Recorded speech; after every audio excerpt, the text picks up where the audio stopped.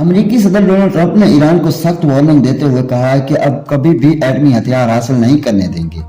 Trump نے ایران کو بدی کی سلطنت قرار دیتے ہوئے واضح کیا ہے کہ ان کی ترجیح مشرق وسطیٰ کو تباہی سے بچانا ہے، چاہے اس کے لیے امریکہ کو کتنا ہی بڑا قدم کیوں نہ اٹھانا پڑے۔ امریکی ذرائع کے مطابق صدر ٹرمپ ایران کے خلاف جنگ کو مزید 3 سے 4 ہفتے تک جاری رکھنے کا ارادہ رکھتے ہیں، جس کے بعد وہ اگلے بڑے اقدامات کا فیصلہ کریں گے۔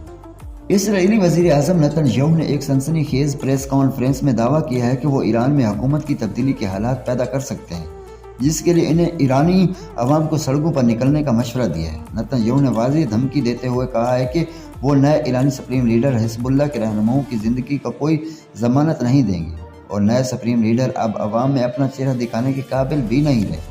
اسرائیلی وزیر اعظم نے مزید کہا ہے کہ حزب اللہ کو اپنی جارحیت کی بھاری قیمت چکانی پڑے گی، اور وہ اس صورتحال پر روزانہ امریکی صدر سے رابطے میں ہیں۔ متحدہ عرب امارات سے 12 کروڑ لیٹر تیل لے کر 2 بحری جہاز بحفاظت کراچی پہنچ گئے ہیں۔ خلیج میں جہازوں پر ہونے والے حملوں کے پیش نظر ان جہازوں کو پاک بحریہ کے خصوصی حفاظتی حصار میں پاکستان لایا گیا۔ وفاقی وزیر میر ٹائم نے اس کامیاب مشن پر پاک بحریہ کا شکریہ ادا کیا، جبکہ خلیج فارس میں پھنسے مزید 2 بحری جہازوں کو نکالنے کے لیے ایران سے رابطہ کیا جا رہا ہے۔ یہ اقدام ملک میں پیٹرولیم مصنوعات کی باتخلیق فراہمی کو یقینی بنانے کے لیے قدم اٹھایا گیا ہے۔ سابق گورنر سندھ کامران ٹیسوری نے اپنے عہدے سے ہٹائے جانے پر دھماکہ خیز رد عمل دیتے ہوئے کہا کہ وہ کوئی ڈمی گورنر نہیں تھے، وہ انہیں معلوم تھا انہوں نے کس نے ہٹوایا ہے، لیکن وہ نام نہیں لیں گے۔ انہوں نے واضح کیا ہے کہ کراچی کے حقوق کی آواز اٹھانے پر اگر انہیں سزا دی جا رہی ہے تو وہ اسے قبول کرتے ہیں، مگر ساتھ ہی میں خبردار کیا ہے کہ ابھی تو پارٹی شروع ہوئی ہے۔ کامران ٹیسوری نے نئے گورنر نہال ہاشمی کو مبارکباد دیتے ہوئے امید ظاہر کی ہے کہ آئی سمیت عوام کی فلاح کے تمام منصوبے جاری رکھے جائیں گے۔ پاکستان نے افغانستان کے حوالے سے اپنی موجودہ سخت پالیسی برقرار رکھنے کا 2 ٹوک اعلان کر دیا ہے۔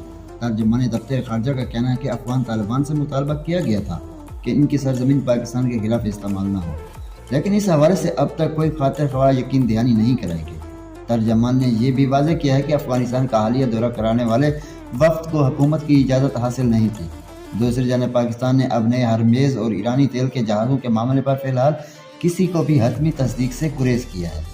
حکومت سندھ نے توانائی کے بحران سے نپٹنے کے لیے سرکاری افسران کے پیٹرول کوٹے میں 50% کمی کرنے کا بڑا اعلان کر دیا ہے۔ سینیٹر وزیر شرجیل انعام میمن کی زیر صدارت ہونے والے اجلاس میں یہ بھی طے پایا ہے کہ تمام محکموں کی 60% سرکاری گاڑیاں فوری طور پر بند کر دی جائیں۔ احکام کا کہنا ہے کہ یہ کافیت شاری کے ان سخت اقدامات کا مقصد سرکاری اخراجات میں کمی لانا اور کسی بھی محکمے کی جانب سے خلاف ورزی کی صورت میں گاڑیاں ضبط کر لی گئی۔ بھارتی وزیر اعظم نریندر مودی کی عالمی مقبولیت کے ادعاؤں کا پول کھل گیا۔ گلیب انٹرنیشنل کے حالیہ سروے کے مطابق 58 ممالک کے 37% شہریوں نے مودی کو ناپسندیدہ قرار دیا ہے، جبکہ 38% لوگ انہیں پہچانتے تک نہیں۔ رپورٹ کے مطابق جنوبی کوریا، ایران اور عراق میں مودی کے خلاف ناپسندگی کی شرح سب سے زیادہ رہی ہے، جبکہ پاکستان میں بھی 53% عوام نے انہیں مسترد کر دیا۔ سروے ثابت کرتا ہے کہ 2019 کے مقابلے میں بھارتی وزیر اعظم کی عالمی ساکھ کو شدید دھچکا پہنچا ہے۔